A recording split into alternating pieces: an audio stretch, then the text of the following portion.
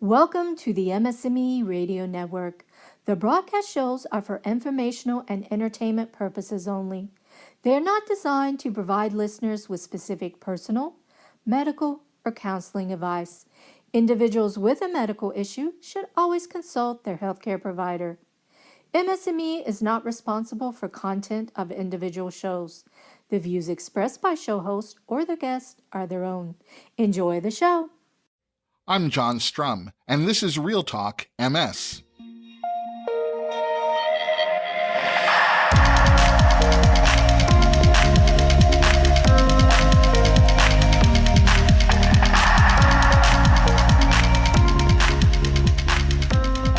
It's January 9th, and the new year has brought with it a lot of news for us to get to on the first RealTalk MS podcast of 2018. Happy New Year to everyone listening, whether it's through social media, Apple iTunes, Google Music Play, Stitcher, and a special hello to everyone streaming the podcast on the MS&Me Radio Network. While I was off during our holiday break, I thought a lot about how I'd classify 2017 from the perspective of the MS community, and I think I'd give last year really high marks in terms of moving the ball down the field in the ongoing effort to solve multiple sclerosis. 2017 is going to be remembered as the year that Ocrevus gained approval as the first FDA-approved drug therapy for progressive MS. 2017 will be remembered as the year that issues like lifestyle choices, things like diet, exercise, and smoking, were all shown to be contributing factors in worsening your MS symptoms. And 2017 will be remembered as the year that it was demonstrated that although multiple sclerosis is a neurological disease, it seems that it has a really strong connection to what's going on in our gut. And I know we're going to be hearing all about those issues as 2018 unfolds. We learned a lot in 2017, and I anticipate we're going to learn more, and we're going to be learning more faster in the new year. Because technology is enabling science to progress at speeds we've never seen before. The advent of sophisticated artificial intelligence and machine learning means that scientific discovery isn't limited to just what the human mind may know. Last December 14th was a pretty big day, because last December 14th, an artificial intelligence engineer at Google announced that he had taken 15,000 data points from NASA and used them so that his computer could learn how to determine where planets may exist in our solar system. His computer used machine learning to evaluate all of those data points. They were so complex that it took 2 weeks just to download all that data. And his computer discovered 2 planets that NASA never knew about. Just consider that for a moment. And then consider that one of those planets may actually have the potential for supporting life. So, what does all this astronomy have to do with MS? Well, just imagine that those 15,000 data points represented patient information that typically gets collected during clinical trials. And now a computer that can learn and use its computing power to explore takes that data and starts looking for new connections. It starts looking for new insights into multiple sclerosis. And instead of identifying planets, we may be identifying connections in cellular behavior that point researchers in new directions. And all of this isn't someday thinking. I can say with certainty that there are research projects underway right now that are using artificial intelligence and machine learning to look for new connections in solving the riddle of multiple sclerosis. I believe that 2018 is going to be an exciting year of scientific discovery and advancement in MS research. So if you're someone who's living with MS, you should be entering this new year with hope. And as we kick off 2018 together, there are a few other things you should know about.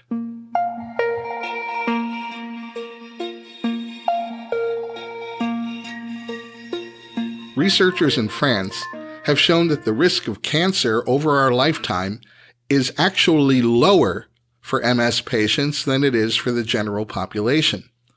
A study published by researchers at the Université Clermont-Auvergne looked at the results of a self-administered questionnaire that was given to 1,107 MS patients and 1,568 healthy people. Age, gender, and each patient's history of smoking and alcohol use were all factored and taken into account, and they found that just over 7% of the MS patients had been treated for cancer, while 12.5% of the non-MS patients had been treated for cancer. A statistical analysis of the survey results indicated that MS patients overall were 37% less likely to develop cancer compared to the healthy control group. And here's where it gets more interesting. The study indicated that some standard MS drug therapies like beta interferons and Copaxone were not associated with any increased cancer risk. Now, as to why this is, there's more research that has to be done there, but it should at least be mentioned that there are several approved MS drug treatments, including Jelenia, Tecfidera, and Aubagio, that are all currently being investigated for potential anti-tumor activity. So it could be that some of the disease-modifying treatments that people living with MS are using could have some sort of added benefit here. Obviously, lots more research is necessary, and it's ongoing, so we'll update you as more information becomes available.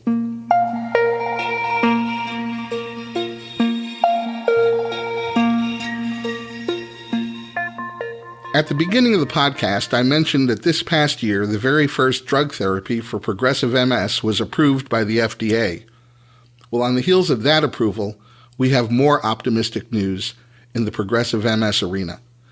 Researchers at the University of Calgary and Ruhr-Universität Bochum collaborated on a study of over 1,000 already approved drug treatments that were not approved for MS. In other words, these were drugs that were used to treat other things.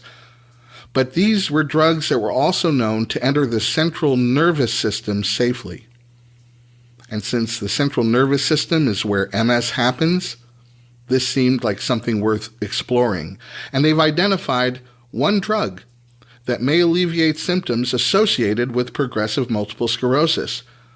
The drug is the antidepressant clomipramine. It's known commercially as anafranil. And at least in the very early stages of clinical research, it's shown enough promise that we should see clinical trials taking place in the near future.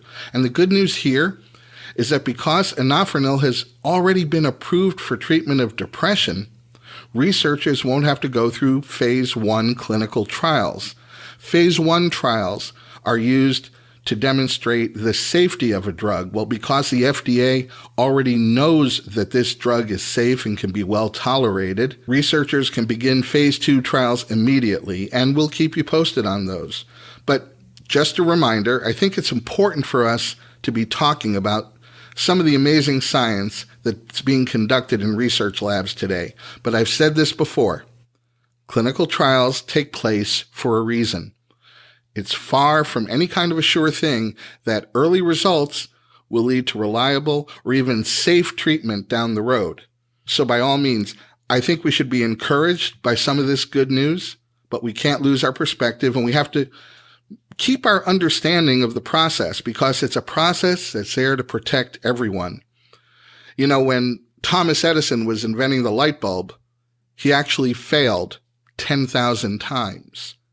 And someone asked him, how did you keep going in the face of failing 10,000 times? And Edison stopped, thought about it, and said, I never thought I was failing. I thought I had identified 10,000 ways not to invent the light bulb.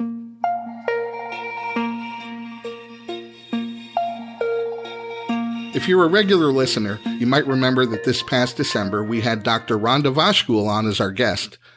Dr. Vashkool is a researcher at UCLA, and she has pioneered the study of the female hormone estrogen as a potential treatment for MS. In fact, we talked with Dr. Vashkul about early clinical trials that have shown estrogen to be effective in lessening MS symptoms. It's why women with MS are far healthier while they're pregnant, because their estrogen levels are higher. Well, Dr. Vashkul knew that estrogen had a positive effect on multiple sclerosis, but it wasn't until very recently that she came to fully understand why it had a positive effect. At the very end of December, Dr. Vashkul and her research team released the results of a study that showed that estrogen affects two different cells. It affects immune cells in the brain, and it affects oligodendrocytes. And it's our oligodendrocytes that produce the myelin sheath that multiple sclerosis attacks. This is pretty important news because, just to put it all in perspective, drug developers typically optimize a drug to target one specific cell type. The fact that estrogen has a positive effect on two different cell types that are linked to MS is hugely important. In fact, Dr. Vashkul and her team are already at work developing a next-generation estrogen-like compound that's being designed to have very strong effects on both oligodendrocytes and immune cells in the brain. And you can expect that we'll be inviting Dr. Vashkul back on the podcast as her research progresses.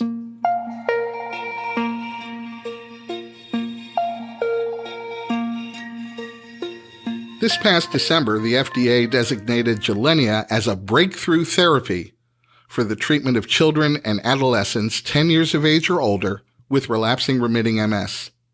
I have to say that in my mind, the only thing worse than someone developing multiple sclerosis is having a child develop MS. And up until now, there hasn't been any drug treatment specifically approved for pediatric MS, which is so unfortunate because it turns out that children with MS often have more frequent relapses than adults with MS.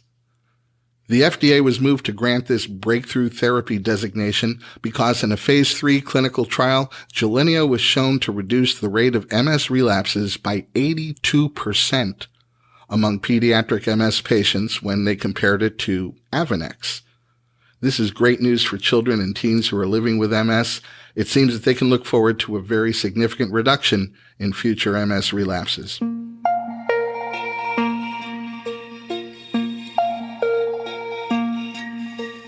Last week, Biogen, the pharmaceutical company that produces several different drugs to treat multiple sclerosis, raised the price of all of those drugs.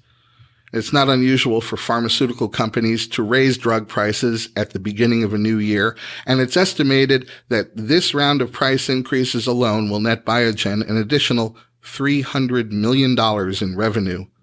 You know, if you're living with MS, I don't have to tell you how expensive the prescription drug treatments are.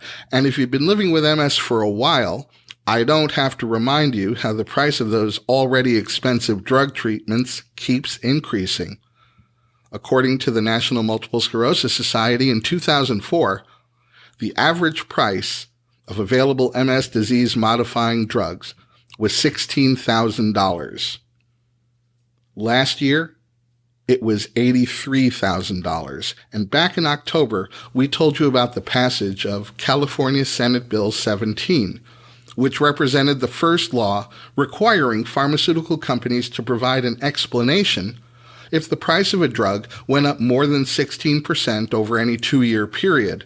And this bill was hailed as the first drug price transparency law in the country. And we had the former mayor of Sacramento, California, and MS activist Heather Fargo on the podcast to talk about the role she played and the path that they took in getting this bill signed into law. Well, just before the end of 2017, a pharmaceutical company organization called the Pharmaceutical Research and Manufacturers of America sued the state of California, claiming that the new law that was Senate Bill 17, violated the Constitution and wrongly singled out drug manufacturers as the sole determinant of the cost of a drug, despite the very significant role other entities play in determining the costs that a patient actually pays.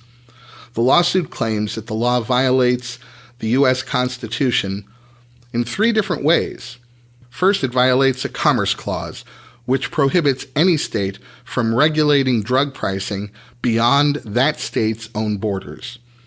Second, it violates the First Amendment by compelling speech by manufacturers by asking them to justify their pricing. And third, it violates the 14th Amendment's Due Process Clause because the law is constitutionally vague. The manufacturers group's lawsuit also points out that the law ignores the role that insurance companies, pharmacy benefit managers, and hospitals all play in determining what patients actually pay for a prescription. So there's a lot more work to be done here, and given the fact that this law was going to affect a multi-billion-dollar industry, this lawsuit wasn't at all unexpected. The stakes are sky high, and we'll continue to track this as the wheels of justice move forward. Well, that's going to wrap it up for this week's episode of Real Talk MS. I want to thank everyone who's taken the time to send me an email. I always appreciate your feedback and your suggestions. Don't forget, you can subscribe to the podcast on iTunes, Google Play Music, or Stitcher. And if you have a minute, I'd appreciate it if you head over to iTunes and give our podcast a rating and a review. My name is John Strum. Thanks for listening, and we'll catch you next time.